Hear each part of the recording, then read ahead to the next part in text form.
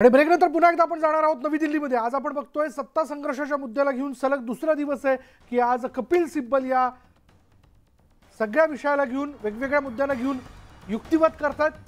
आणि आता एक क्षणाचा अपडेट आपण जाणून घेणार आहोत। नेमकं काय बघा, भरत गोगावले यांच्या प्रतोद नियुक्तीवरती घटनापीठात चर्चा झाली असं त्यांनी म्हटलंय। गोगावलेंची मुख्य प्रतोद नियुक्ती ही बेकायदा असल्याचं कपिल सिब्बल यांनी त्यांच्या युक्तिवादात म्हटलं। गोगावलेंवरून आता सिब्बलांचा युक्तिवाद सुरू आहे की प्रतोदपदी भरत गोगावले यांची करण्यात आलेली नियुक्ती कशी अयोग्य आहे, कशी बेकायदेशीर आहे, याबद्दल ते न्यायाधीशांच्या खंडपीठाला समजावून सांगतात, पटवून सांगतात।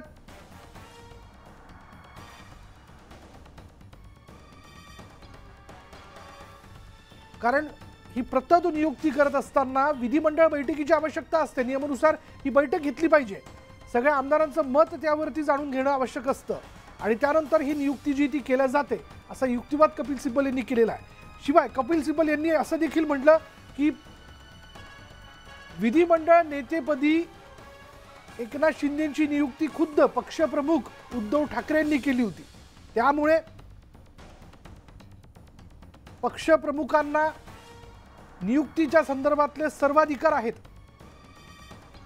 त्यावरती न्यायालयाने सर्वाधिकार एकाच व्यक्तीकडे कसे काय असू शकतात हा उपप्रश्न देखील या ठिकाणी उपस्थित केलाय। त्यामुळे सरन्यायाधीश आता संबंध पक्षरचना जी आहे ती समजावून घेतात आणि ही रचना समजावून घेत असताना कपिल सिब्बल आपल्या युक्तिवादात नवनवीन मुद्दे या ठिकाणी मांडताना दिसत आहेत। त्यात जर आपण टप्प्याटप्प्याने जे वेगवेगळे मुद्दे समोर येताना दिसत आहेत त्यामध्ये पक्ष प्रतोद पदावरती भरत गोगावलेंची गुवाहाटीमध्ये बसून जी निवड करण्यात आली ती निवड योग्य नाही असं कपिल सिब्बल यांनी म्हटलंय।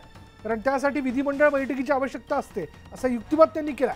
जाऊयात आमचे प्रतिनिधी प्रशांत लीला रामदास यांच्याकडे। प्रशांत, आता क्षणाचा अपडेट काय? महत्त्वाचं म्हणजे अजूनही युक्तिवाद सुरू आहे। सुप्रीम कोर्टाच्या 5 सदस्यीय घटनापीठापुढे हा युक्तिवाद सुरू आहे आणि व्हीपची मुख्य भूमिका काय असते, व्हीपची नियुक्ती कशी होते, व्हीपचा आधार काय असतो, कोणत्या पद्धतीने नियुक्ती केली जाते, विधिमंडळात पक्षात कशी नियुक्ती होते, काय नियम असतात, पक्ष रचना कशी असते, या रचनेमध्ये व्हीपचं किती महत्त्व असतं विधिमंडळ पक्षामध्ये, आणि जो दुसरा पक्ष असतो विधिमंडळ पक्षाशिवाय इतर जो महत्त्वाचा पक्ष असतो जो मूळ पक्ष असतो त्या मूळ पक्षामध्ये व्हीपचा काय भूमिका असते, या संदर्भातले सगळे स्पष्टीकरण आणि काय नियम सांगितलेले आहे आणि कशा पद्धतीने शिवसेनेची राज्यघटना त्यांची घटना ज्या पद्धतीची आहे त्याच्या आधारावरती ते नियम बनवले गेलेले आहेत आणि त्याचा उल्लेख या युक्तिवादादरम्यान कपिल सिब्बल करत आहे। आणि युक्तिवाद करताना त्यांनी ज्या पद्धतीने युक्तिवाद करताना म्हटलं की भरत गोगावले यांची नियुक्ती बेकायदेशीर आहे कारण की ती राज्याबाहेर झालेली नियुक्ती आहे। भरत गोगावले यांची नियुक्तीच्या बैठकीला पक्षप्रमुख उपस्थित नव्हते, हा एक महत्त्वाचा मुद्दा, कारण की व्हीपचा निर्णय घेण्याचा अधिकार हा पक्षप्रमुखांचा असतो आणि त्यांच्या उपस्थितीमध्ये बैठक व्हायला हवी होती पण ती बैठक झाली नाहीये। त्यानंतर सोबतच ही या बैठकीच्या पूर्वी जो व्हीप बदलण्यात आला सुनील प्रभूंच्या वतीने त्या व्हीपला टाळण्याचा प्रयत्न भरत गोगावले यांनी केला होता, त्यामुळे त्यांच्यावरती अपात्रतेच्या संदर्भात कारवाईसाठी प्रकरण पुढे आले होतं। त्या संदर्भात देखील या संपूर्ण या युक्तिवादादरम्यान युक्तिवाद केला जात आहे। कपिल सिब्बल यांचा युक्तिवाद मूळ जो आहे तो ही जी सगळी शिंदे गटाच्या वतीनं काम केले किंवा कार्यकारिणी रचित करण्यात आली, मुख्य नेता निवडण्यात आला किंवा सोबतच मुख्य प्रतोद निवडण्यात आला, हे कसं बेकायदेशीर आहे हे सांगण्याचा प्रयत्न होतोय। विशाल, आणखीन आता क्षणी काही महत्त्वाचे मुद्दे समोर येताना दिसतात ते आपण जाणून घेऊयात। बघा ते मुद्दे काय आहेत नेमके। आमच्याकडून तुम्हाला काय हवंय असा प्रश्न कोर्टाच्या वतीने विचारण्यात आलेला आहे। आम्हाला नव्या अध्यक्षांकडे जायचं नाही असं देखील त्यांनी म्हटलंय।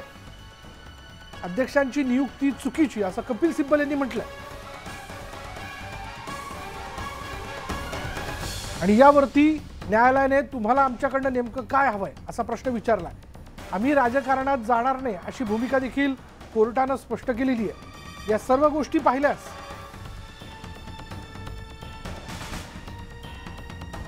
रेबिया केस 7 जणांच्या घटनापीठाकडे कधी वर्ग केल्या जाणार असा प्रश्न जो आहे तो कपिल सिब्बल यांनी न्यायालयाला विचारला। पुन्हा एकदा आपण बोलणार आहोत आमचे प्रतिनिधी प्रशांत आपल्या बरोबर आहेत। प्रशांत, आपण बघतोय पुन्हा काही नवीन मुद्दे। बरोबर आहे विशाल. त्यांनी म्हटलंय कोर्टामध्ये युक्तिवाद सुरू असताना म्हणजे एक निरीक्षण नोंदवण्यात आलं आहे कोर्टाच्या वतीनं की विधानसभा अध्यक्षांच्या अधिकारात हस्तक्षेप करायचा नाही. हे घटनापीठाचं महत्वाचं वक्तव्य आहे.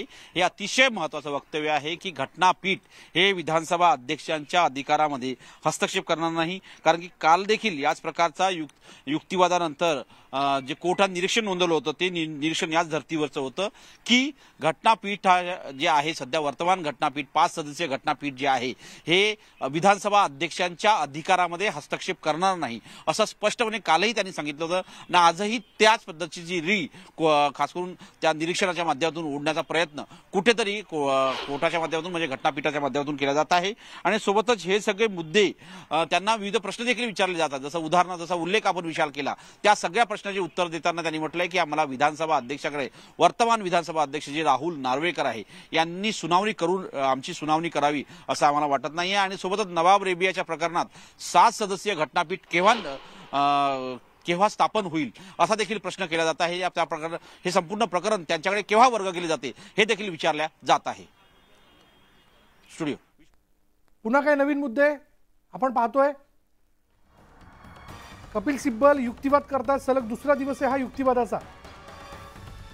29 जूनला तुम्ही सांगितलं की जुनं सरकार परत आणा, आता तेच करा असं कपिल सिब्बल यांनी म्हटलंय.